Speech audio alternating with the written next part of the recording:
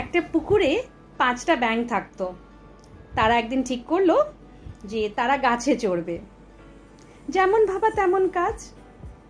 তারা পরের দিন সকালে গিয়ে পুকুরের সামনে যে বড় গাছটা রয়েছে, একটা বট গাছ, তারা সেই গাছটাতে চড়া শুরু করলো। আশেপাশের লোকজন দেখে বেশ অবাক হয়েছে। তারা নিজেদের মধ্যে বলতে শুরু করলো, দেখো না, একটু পরেই পড়ে যাবে, অসম্ভব, এরা উঠতেই পারবে না। কিছুক্ষণ পরে 2টো ব্যাঙ পড়ে গেল। আরও কিছুক্ষণ পরে আরও একটা ব্যাঙ পড়ে গেল। বাকি যে 2টো ব্যাঙ রইল, কিছুটা যাওয়ার পরে আরও একটা ব্যাঙ পড়ে গেল।